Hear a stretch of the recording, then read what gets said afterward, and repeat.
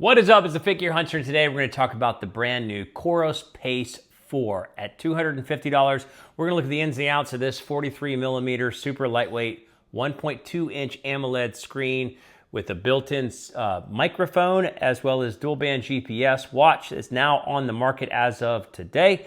We're going to look at it alongside its big brother Pace Pro. We're going to look at it as well compared slightly and quickly to the Suunto Run, which is going to have a full comprehensive head-to-head review coming out soon. We're going to look at the heart rate accuracy, just the initial first multiple of workout. With that, we're going to dive in. So we're going to talk about it in 5 simple ways. Number 1, we're looking at an overview of what's new and compared to the Pace 3. We're going to talk about side-by-side versus the Pace Pro specifically, which is getting a price drop as of November 14th to $299, which is actually pretty awesome.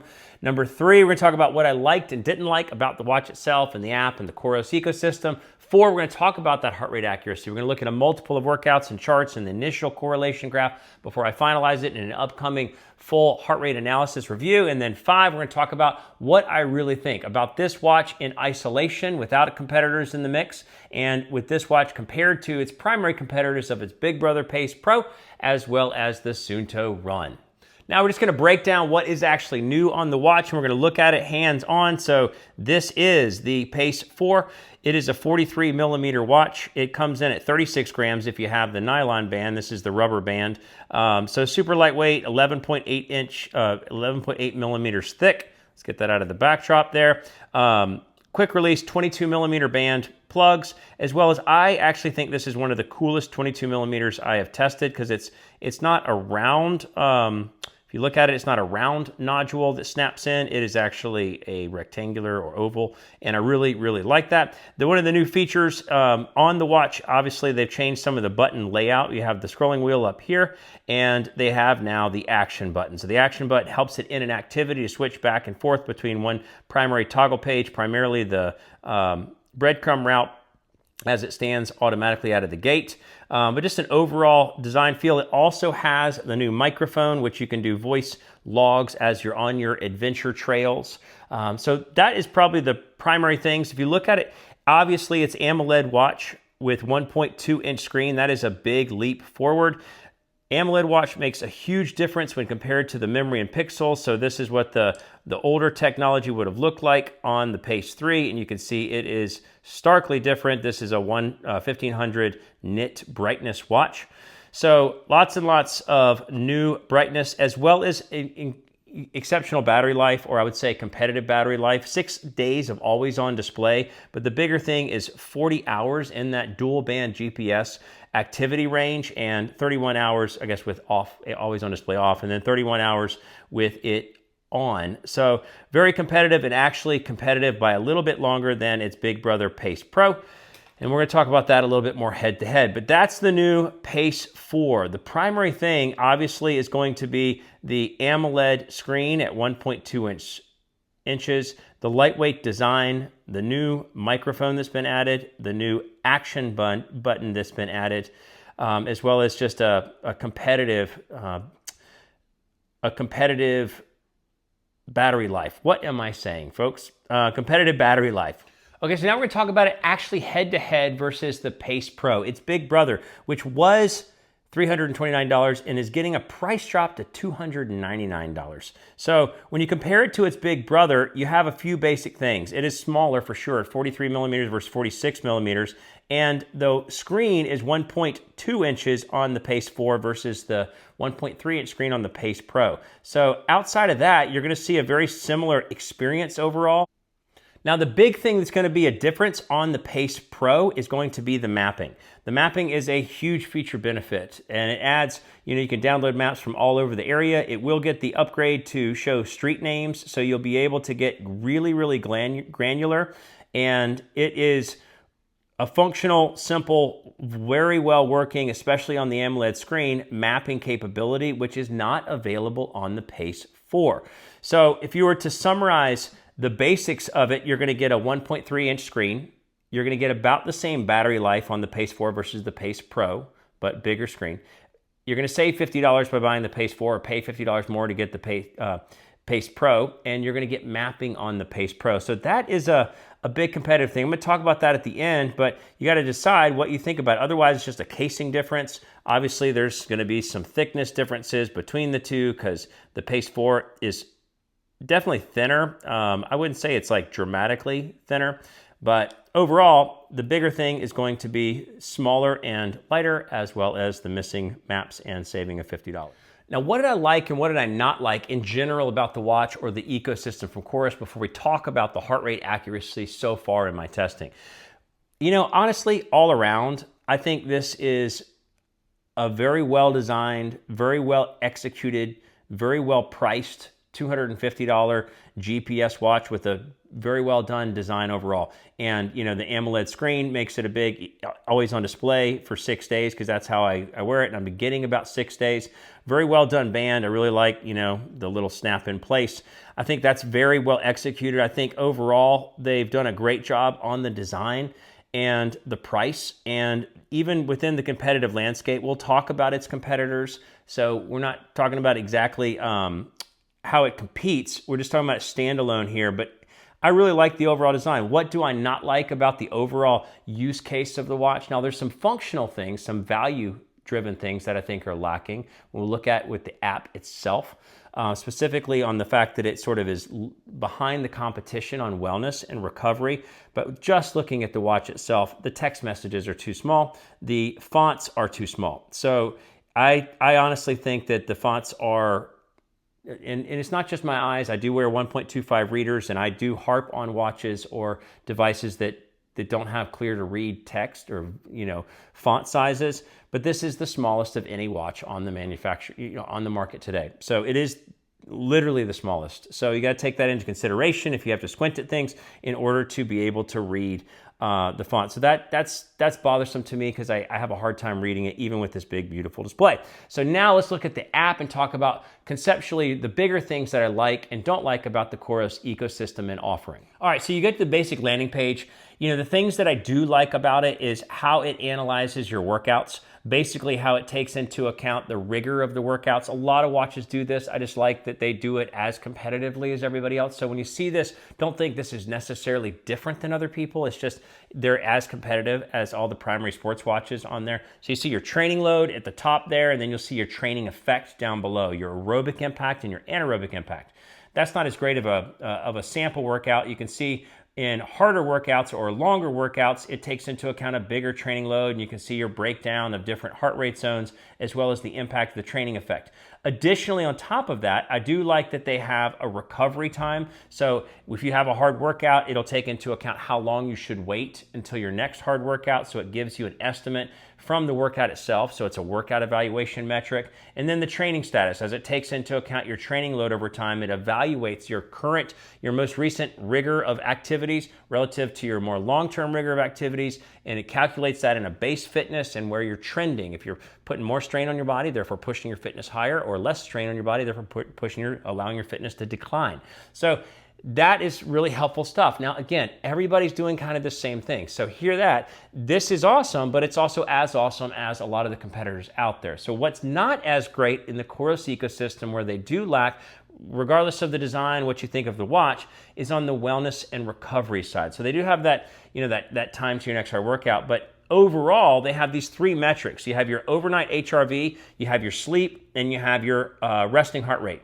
So overnight HRV is just a sort of a simple snapshot relative to a range, and it gives you sort of a gauge there where you landed last night versus your range. It gives you a sleep metrics. Now, this is the one night that it got it wrong, because I was not awake for an hour, 43 minutes, so it gave me a low sleep score, but overall, it's been fine. It's been great.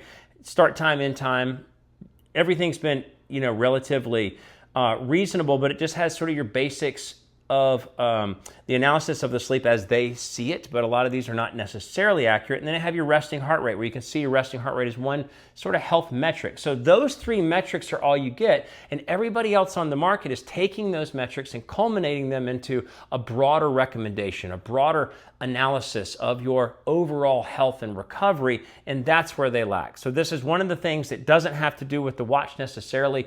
I like the training the workout analysis and the training load and the recovery time. I don't like the wellness relative to the competition, because the competition will take these metrics and provide some more holistic guidance, and that's helpful.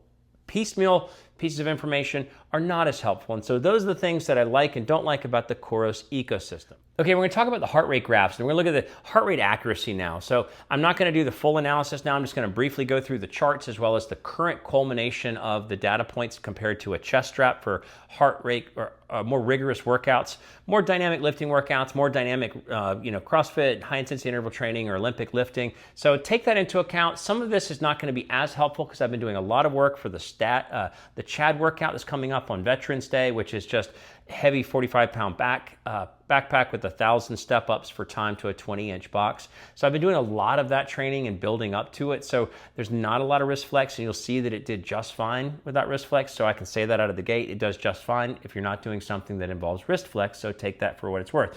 So looking at the first workout, this is a CrossFit workout with high intensity. This is where it failed probably the worst. I don't know why. This is just sort of where it landed. And then I did some zone 2 in the back half. The next workout was lifting primarily. This is basically all lifting. It caught some of the big, some of the lifts and missed some of the lifts entirely. Here was lifting, and then on the back half of the lifting and sort of quasi CrossFit, actually it was CrossFit, but just more heavy lifting focused. I did the step-ups, and it held okay on the step-ups, although it did bobble a lot more than expected. Here, intense lifting at different pockets of time, followed by the step-ups on the back half, where it got most of the step-ups accurate and actually did pretty well on the lifting itself. Here, really just a mess. This was rowing. Gosh, what am I saying? This was actually rowing intervals on the beginning, and then a slow, steady rowing ramping up to minor intervals on the back half, and it just sort of lost its way altogether. Here we have just pure Chad work, just heavy-weighted step-ups, not wrist flex, so it's done fine there, although it did bobble, and it was no wrist flex there. Here, more accurate. This was more zone 2. This was just sort of rotating through some machines. So you see my heart rate kind of decline, but stay in a general zone 2 range. And then here's the correlation chart so far. It looks a lot like the correlation charts of the past. If you look at it compared to the Apex 4 and compared to the Nomad, they all got different stats, but they all kind of look the same. It's got a little bit better statistic right now because I've just done zone 2 and Chad step-ups. But the heart rate accuracy, I would say, is not great. If you look at different real intense times across the wrist, it really just doesn't have the reliability you'd want for accurate feedback on your training workouts. But stay tuned for the full in-depth analysis of the heart rate once I've taken it through multiple more workouts. Okay, so now what do I think? What do I think of the Coros Pace 4 as a $250 43 millimeter 1.2 inch AMOLED screen with 6 days of always on battery life? And all the stats, the new microphone, lightweight, all the things that they promote as positive.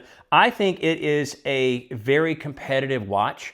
I really, in general, I just think it's pretty awesome for what it offers. It's too small for my wrist and my feeling. I have 176, millimeter wrist.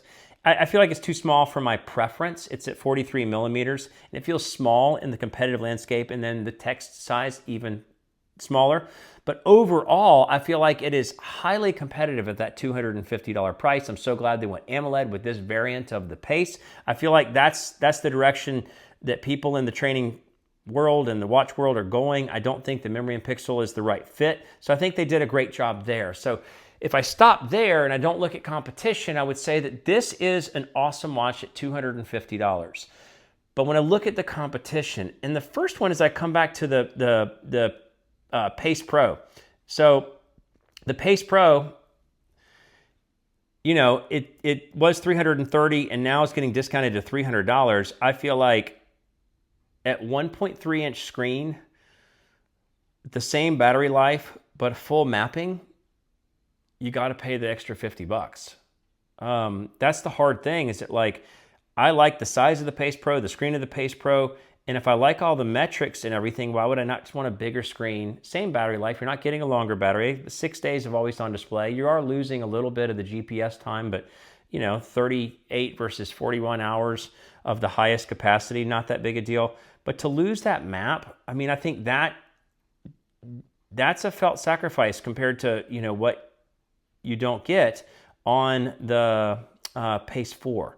So I think the mapping is pretty well executed. I mean, you know, once they add the street names or I get that downloaded, it really will stand out as a real competitive at $300. Like the Pace Pro is going to get like real competitive at $300. So that's what I would say is it doesn't compete. It's $50 gets you mapping for life and a bigger screen. That's slam dunk. And then the other thing, if I was looking at watches that it would compete with, I'm going to do a full in-depth review relative to the Suunto Run Watch. The Suunto Run Watch is a fully capable watch, but it also is 1.3 inches screen. So, you know, you still have the same touchscreen, the same experience, the same absence of maps, although the Run does have downloadable MP3 storage, and it has a more comprehensive wellness. So, you know, like, we'll go into this in more in depth. I haven't been wearing it because I'm wearing its big brother, but you take these factors of these multiple of metrics and it culminates it into a recovery percentage for your approach to the day. All the other same things are very similar to what it would provide, similar to what the Coros Pace 4 would provide. So I would say at $250 at the Suunto Run, we'll talk about it in the full in-depth review once I have put my thoughts all the way around it, but I would say that's a tough buy to go to the Pace 4. So all in all, looking at the Pace 4 on the market today, I think it's an awesome leap forward. They went with AMOLED, they went with the casing, the size, they added the action button. I'm a huge fan of the action button just for bouncing back and forth through the breadcrumb. For those of you that want to take voice notes, I think it's a great addition. It is super lightweight, it is slender, and it's only $250, which I know that's still a lot of money, but in today's market for this type of watch and this capability spectrum, that's a great price. So that's my final and full thoughts on the Coros Pace 4. Stay tuned for the full heart rate accuracy testing once I compile that, as well as the full in-depth analysis versus the Suunto Run at $250 competitor. And stay tuned for more. It's Figure Hunter. Thanks so much for watching.